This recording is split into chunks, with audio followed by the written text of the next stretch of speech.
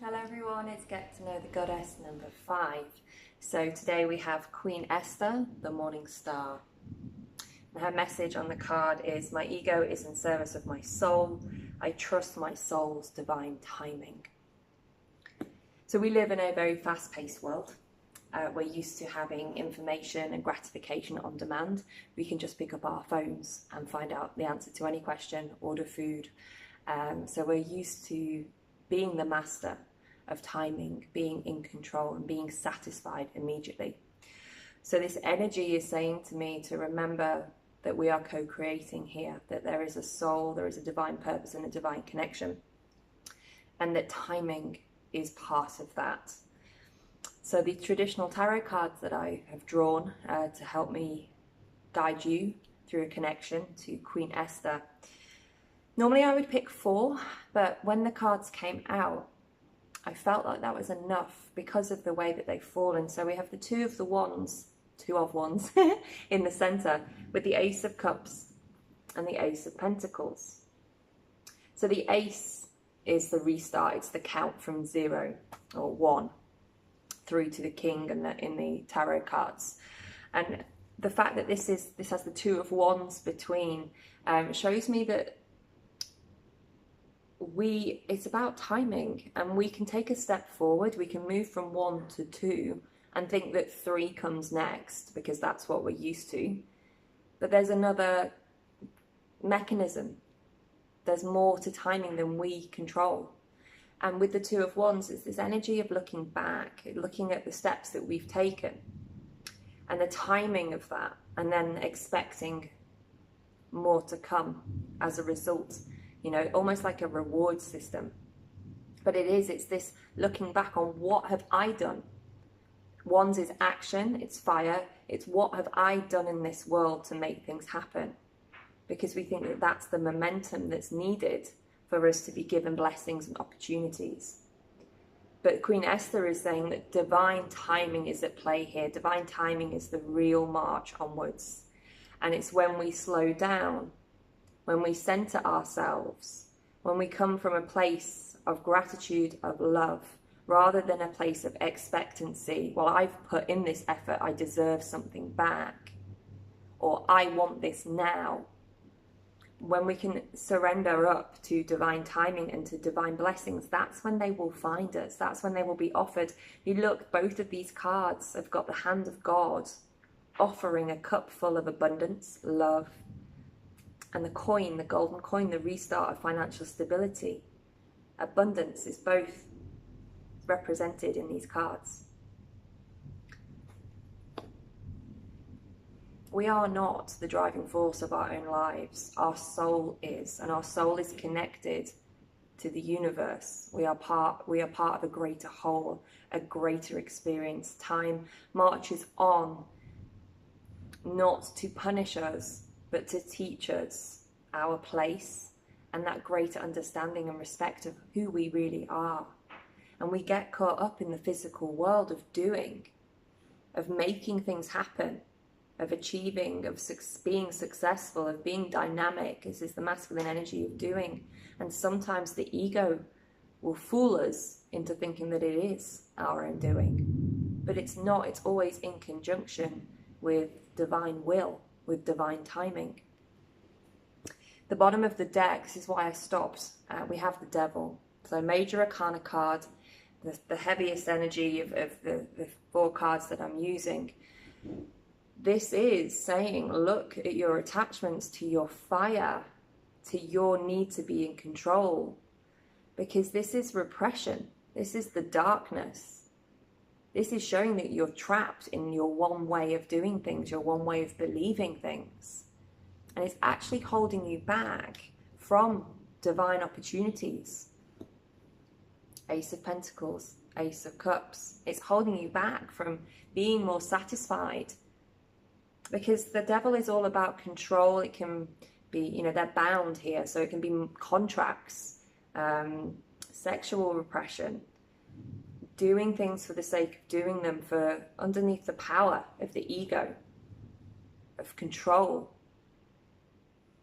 But we can set ourselves free of these burdens when we let go and we step back of the the misbelief that we're in control and we can keep ourselves safe as a result.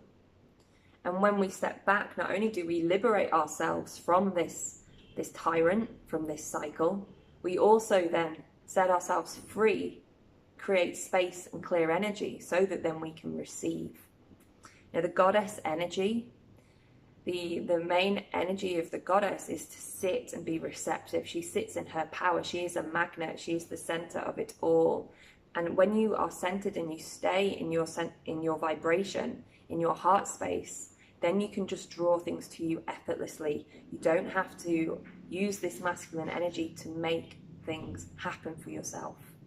If you believe that you are part of divine creation, if you believe that you are worthy of love, of abundance, of gifts, of blessings, if you believe that you don't have to work hard to achieve these things, if you believe that it's not about your input to get output, that abundance is your birthright, then you rest in that higher vibration, and then these gifts, these opportunities can find you. If you're running around trying to figure things out, trying to make things happen, then you move away from that center point. You move away from this goddess embodied energy. So this rebalancing with the divine feminine energy, this Queen Esther is saying, remember you're not in control, check in with your ego, and try and embody this goddess energy of standing still in a place of love and trust and abundance. And know that when you do that, the divine will meet you. The divine will provide for you in the right time.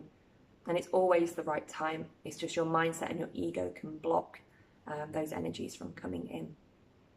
So I want to read from the book to give you the guidance from Megan Watterson about Queen Esther.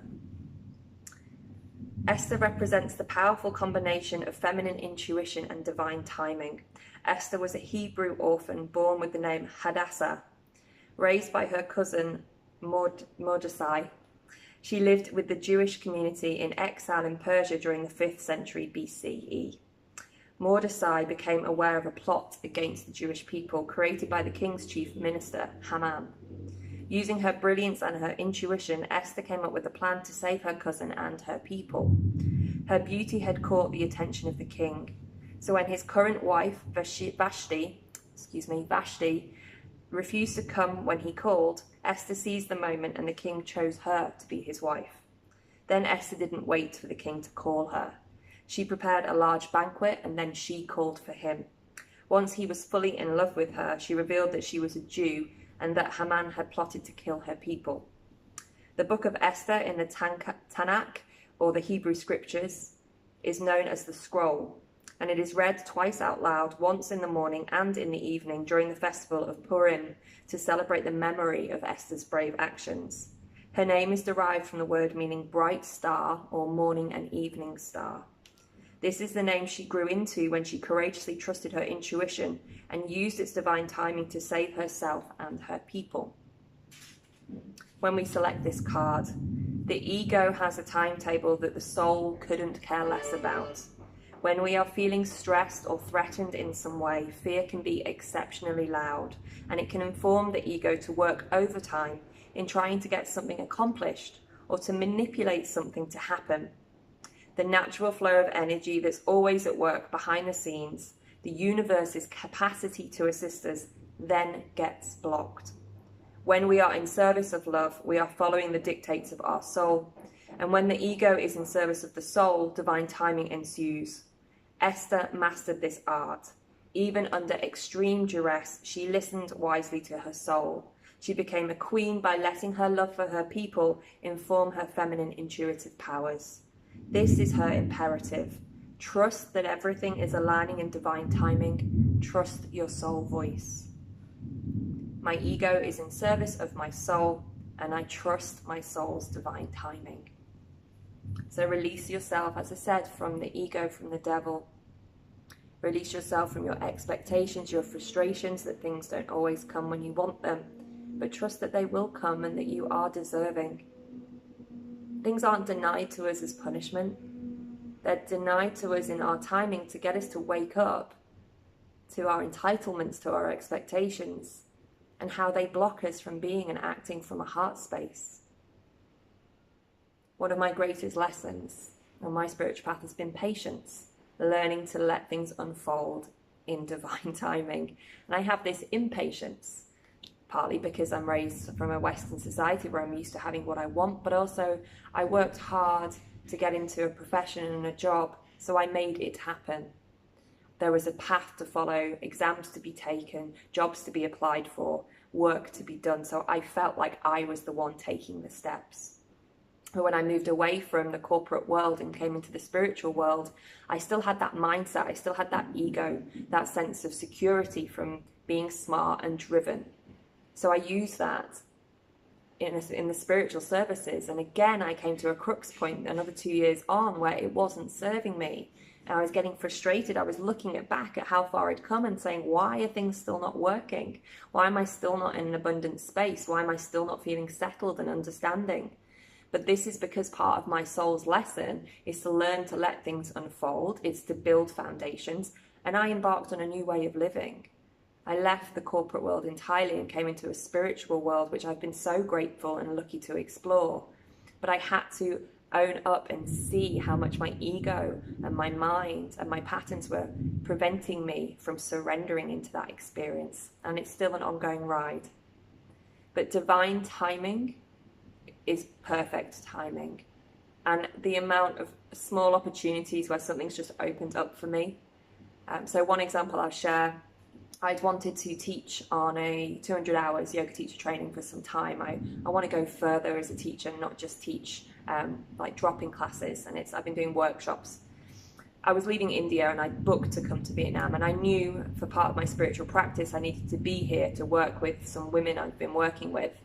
But on the day before I was leaving India, I was offered a job to teach on a yoga teacher training in Kerala, and I was like, I have wanted this for so long. This, it was money, it was career advancement, it was good for the CV. So my mind clocked on, and it was an attractive offer. But at that time, I knew it wasn't right. I knew I needed to follow my heart, follow my spiritual path, and come to Vietnam. Within 5 days of being in Vietnam, I was offered a teaching job on a 200 hours. Divine timing, right place, right time. So those moments, you don't give up hope just because something doesn't come at the right time or doesn't flow. It doesn't mean that's your only opportunity. That's your mind and your ego tricking you, keeping you in a limited belief pattern that you're not worthy. But you are worthy of the Ace of Cups, the gifts, the Ace of Pentacles. You just have to trust and believe that they'll come when the time is right. So don't lose hope, don't lose faith. That's the guidance of this card. Surrender your ego, surrender your need to control every step, every part of the direction, because you are co-collaborating with spirit. Your soul, your higher self is leading you on through these lessons, through these challenges for your highest good, for your growth, so that you may raise that energy and that vibration for yourself, but also for the collective. This is a collective game that we're in. It's a universal connection that we all share, and we're here to raise and learn. So thank you for watching. I'll see you soon for the next Get to Know the Goddess.